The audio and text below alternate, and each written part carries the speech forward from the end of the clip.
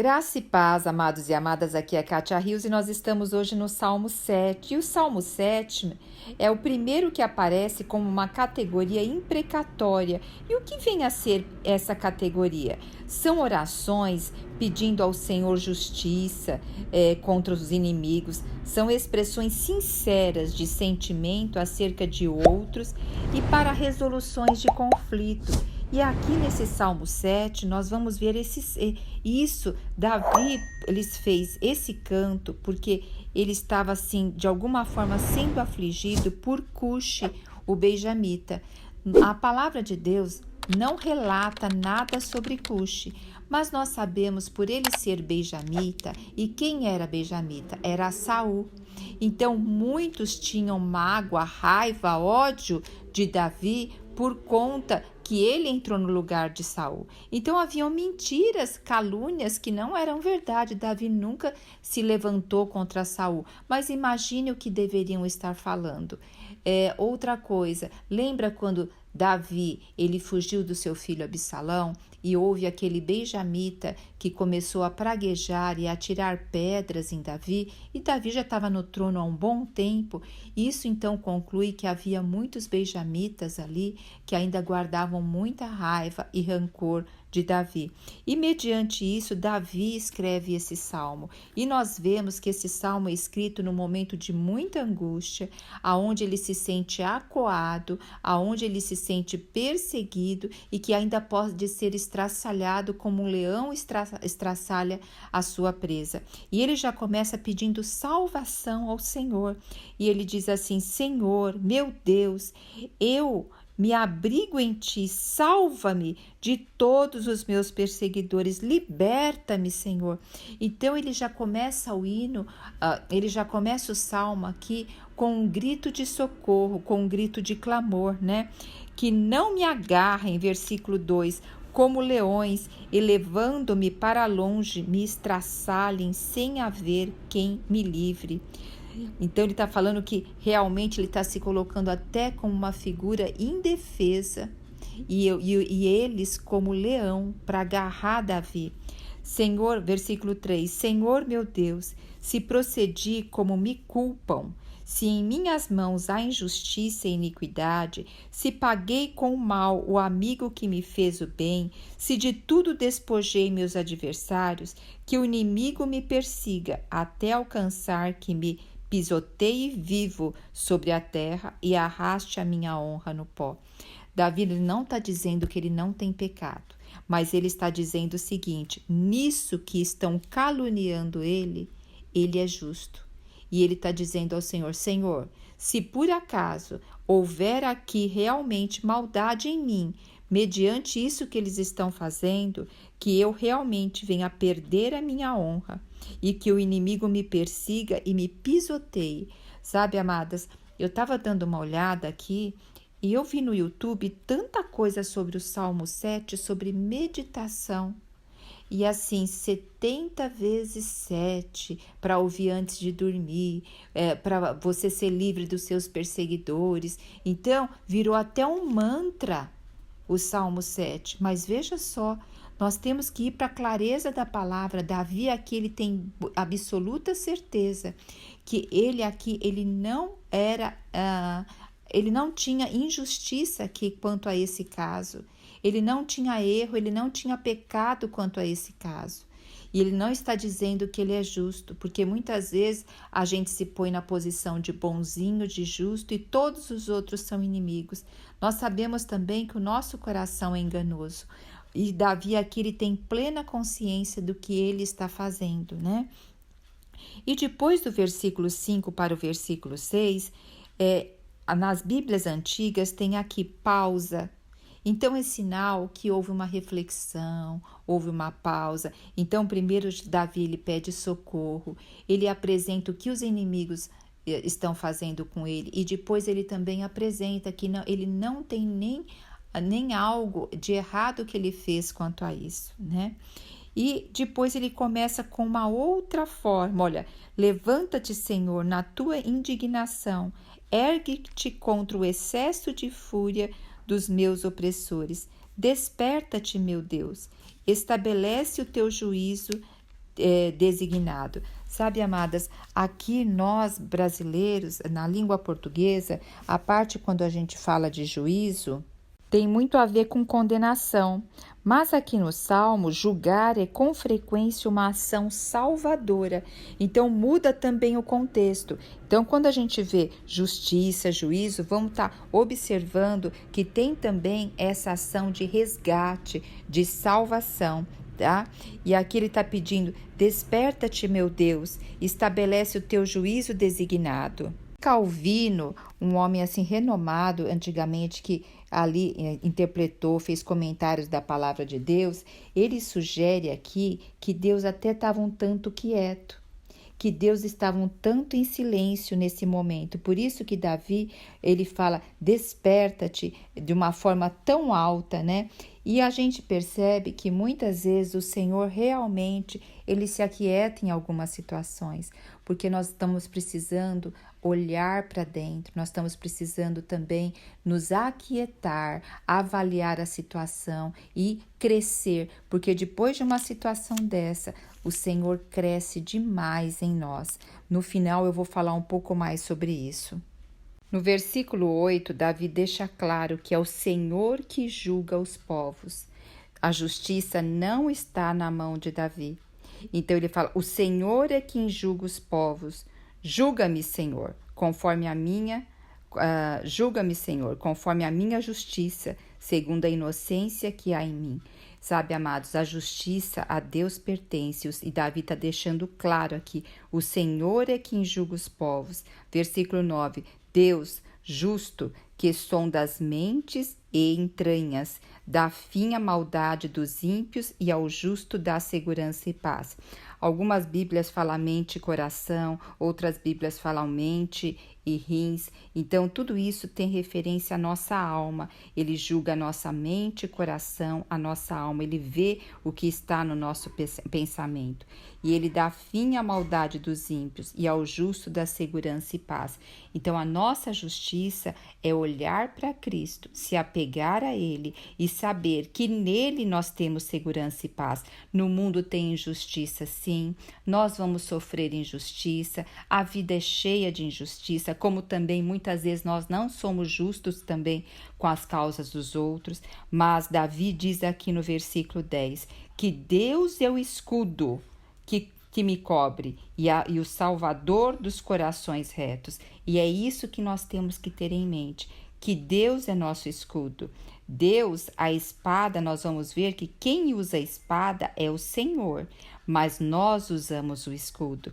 Então, Deus é nosso escudo, o salvador dos corações retos.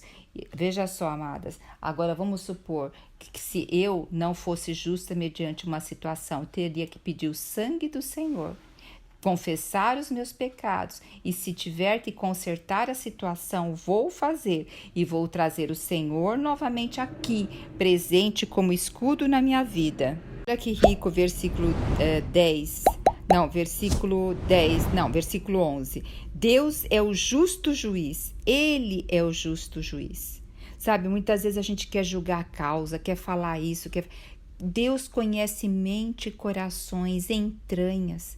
Nós falamos do outro conforme os nossos óculos, conforme as nossas experiências, conforme as nossas dores. E Deus é o justo juiz. Deus que demonstra a cada dia seu extremo zelo.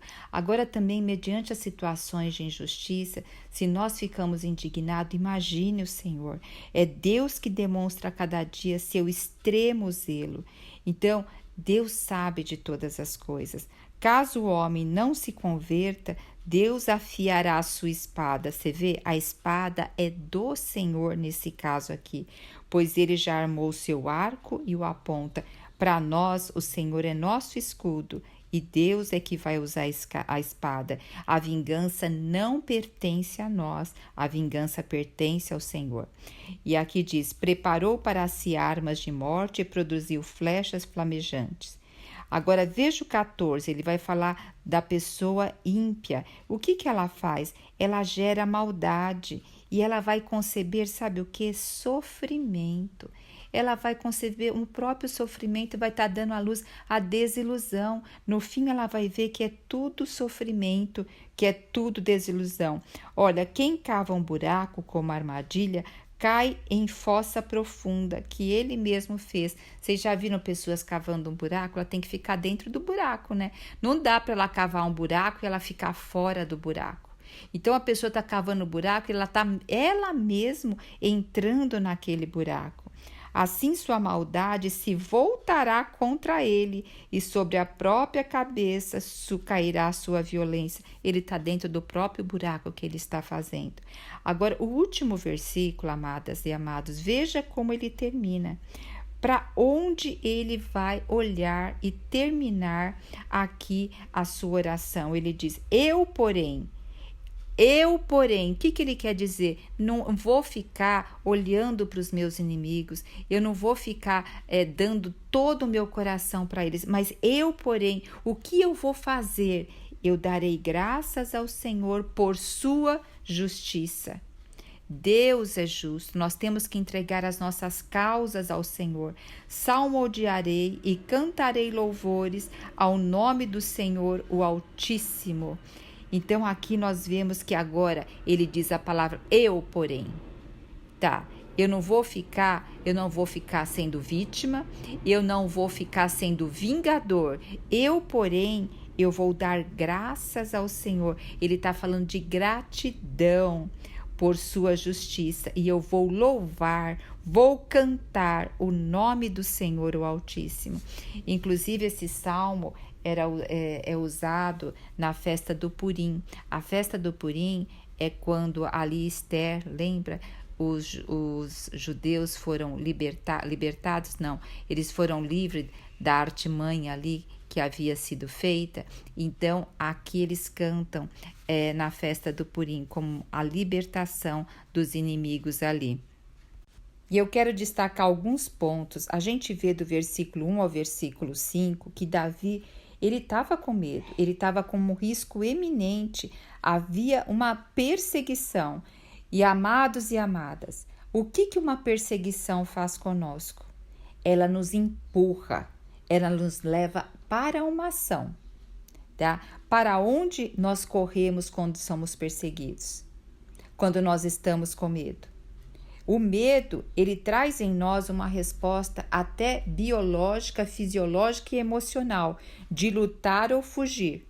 Então, para onde a gente foge?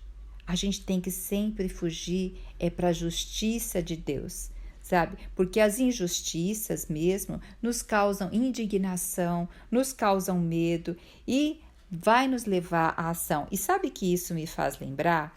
Me faz lembrar da história da igreja primitiva, quando eles estavam todos reunidos ali em Jerusalém e eles estavam com uma vida assim desfrutante. Eles comiam de casa em casa, partiam o pão, eles se reuniam, tal. Mas o Senhor havia falado antes de partir que era para eles o que? Ir para todos os cantos levando a palavra de Deus. Mas ali estava muito bom aquele espaço.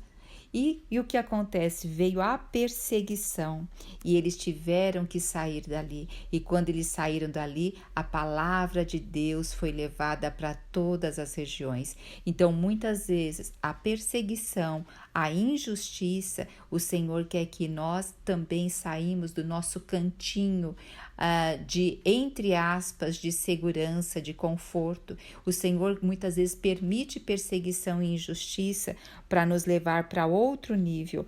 Então eu vejo que a perseguição e esse desconforto, né, pode ser uma ferramenta para nos tirar do nosso lugar, que nós estamos ali acostumados a estar por muito tempo.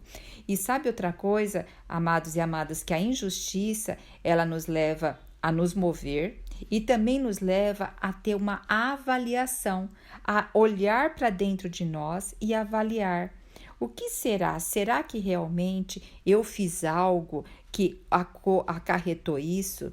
E talvez quais brechas ou quais feridas tem em mim que eu me sinto tão incomodado com essas coisas? E disso a gente vai abandonando comportamentos ou pensamentos ou até formas de acreditar que não estão alinhados com a palavra de Deus, não estão alinhados com a fé. E muitas vezes o Senhor está permitindo isso para que nós sejamos libertados de pesos que nós estamos carregando, né?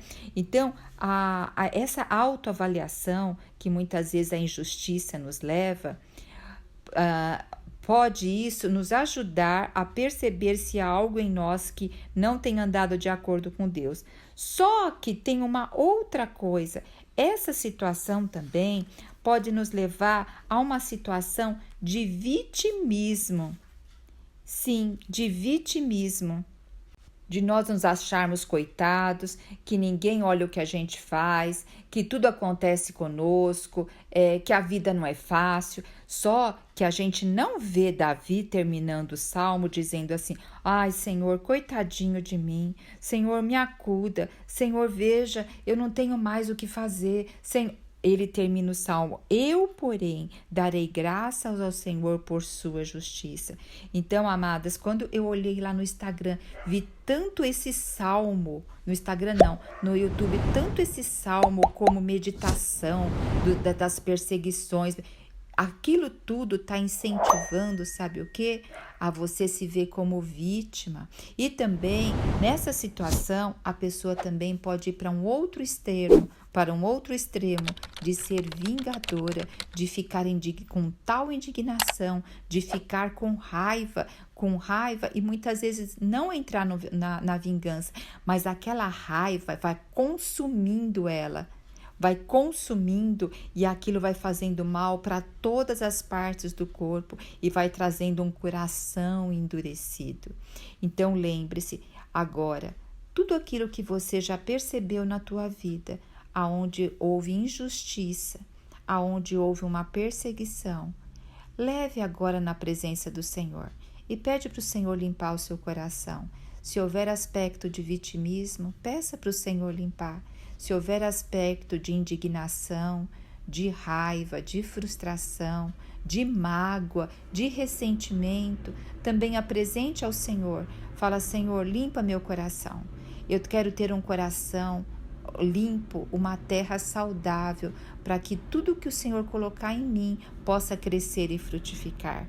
Então, que esse salmo possa nos levar à reflexão para ser limpo o nosso coração. Aleluia! Jesus Cristo é o nosso Senhor.